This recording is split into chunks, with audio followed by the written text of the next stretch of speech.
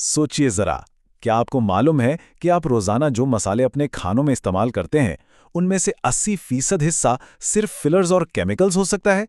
जी हाँ, ये हैरतअंगेज बात इस ब्लूप्रिंट के आगाज में ही सामने आती है और फौरन दिमाग घुमाने के लिए काफी है। अब इसका मतलब ये नहीं कि सिर्फ खाने का जायका खराब हो रहा है। इसका असल मतलब ये है कि आप और हम नादानिस्ता तौर पर लकड़ी के बुरादे और ख़तरनाक केमिकल्स के लिए वो प्रीमियम कीमत अदा कर रहे हैं जो दरअसल बिल्कुल खालिस मसालों की होनी चाहिए। ये वो बुनियादी निज़ामी मसला है जिसे ये ब्लूप्रिंट हल करने का दावा करता है। तो आज हम जिस दिलचस्प दास्तावेज़ का जायजा ले रहे हैं वो है 7,000 रुपए का ऑर्गेनिक मसाला फैक्ट्री ब्लूप्रिंट।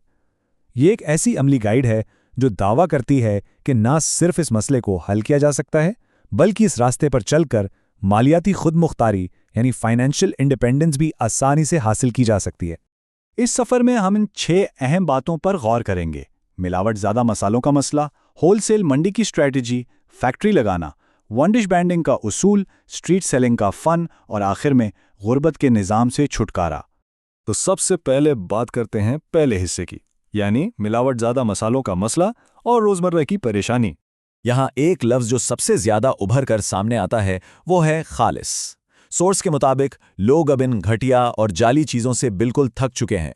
मार्केट में प्योर और बिना मिलावट वाली चीज़ों की एक शदीद मांग है और मुसन्निफ इस शदीद ख्वाहिश को एक बहुत बड़ी और अनटैप्ड मार्केट अपॉर्चुनिटी के तौर पर देखता है। यहाँ सोच का एक बड़ा ज़बरदस्त मवाजना पेश किया गया है। एक तरफ वो रिवायती रास्ता है जहां हम 30 साल पुराने निसाब वाली डिग्री का इंतजार करते हैं, और दूसरी तरफ ब्लूप्रिंट का रास्ता जो सिखाता है कि इंतजार छोड़ें, प्रोएक्टिव बने, मुकम्मल खालिसपन फराहम करें और सीधा मार्केट पर कब्जा कर लें। अगला पॉइंट है होलसेल मंडी की स्ट्रैटेजी, यानी बराह रास्त खरीदारी। मंडी का तस्वुर इस पूरे फ्रेमवर्क की बुनियाद है। ब्लूप्रिंट सख्ती से मशवरा देता है कि महंगे चमकदार ग्रोसरी स्टोर्स का रुख करने के बजाय वहां जाएं जहां कच्चा माल बल्क में फरोख्त होता है। क्यों?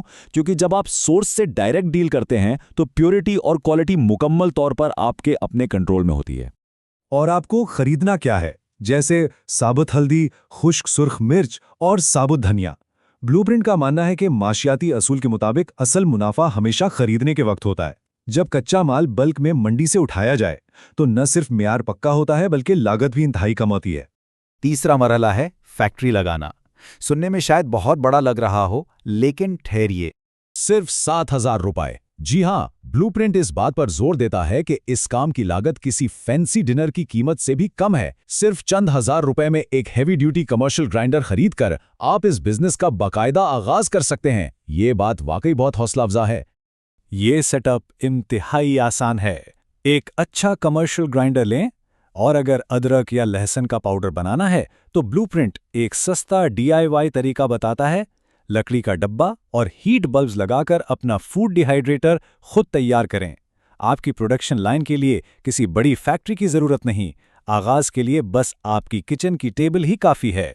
चौथा हिस्सा वन डिश ब्रांडिंग का उसूल, यानी अपनी एक वाज़ेह पहचान बनाना।